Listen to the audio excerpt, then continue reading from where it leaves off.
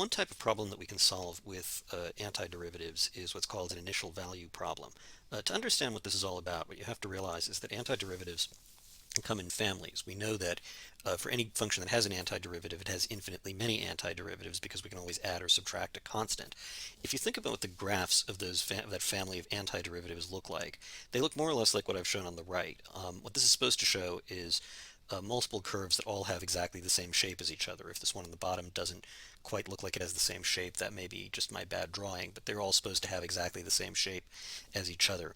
So the only thing is that each one is shifted up or down by some constant, so they're all separated by a constant from each other. So the thing to realize is that if I know that the function I'm looking for is an antiderivative of some other function, I just get this whole family. But in order to figure out exactly which one of these curves I have, all I have to do is know one value on the curve, because you can see these curves never intersect each other. Any given point on the plane is passed through only by one of the curves.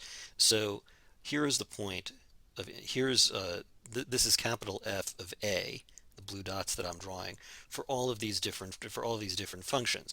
Now, if I want to know whether I'm looking for capital F of x plus 3 or capital F of x plus 2 or capital F of x plus 1, all I have to do is know the value at x equals a. So for example, let's suppose that I knew that the function I was looking for had the point as the point a comma 3 on it. That's supposed to be an a. Let's suppose that I know that I'm looking for, let me write that a little neater. Let's suppose that I know that I'm looking for a function that has the point a3 on it. Well, that's just going to be that point right there. Let me just make it in red like that so you can see which one it is. Because this red function is the only one of these curves that has the point a3, so I can choose which one it is. Okay, let's see how this works in practice.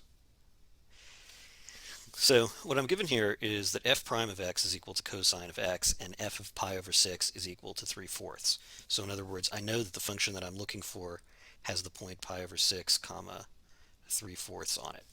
So what I'm being asked to do is find f of x. So what I know is that f of x is equal to the antiderivative of f prime of x. How do I know that? Because that's what an antiderivative is. This is the relationship between a function and its antiderivative. It reverses the differentiation process. We know that the derivative of f is f prime, so one of the antiderivatives of f prime is going to be f. So what that means is that f of x must equal the indefinite integral of cosine x dx.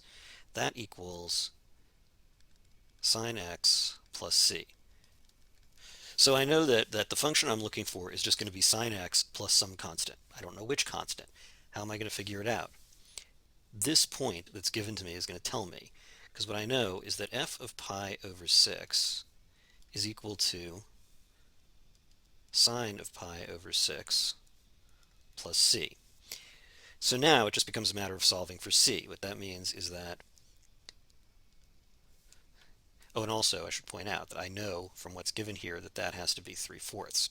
So I can simply take this part of this equation and write sine of pi over 6 is 1/2, and then plus c is equal to 3/4. So c is equal to 3/4 minus 1/2, which is 1/4. Well, since I know the function I was looking for is that, now I know what c is, so I know the exact function. That's f of x is equal to sine x plus 1/4.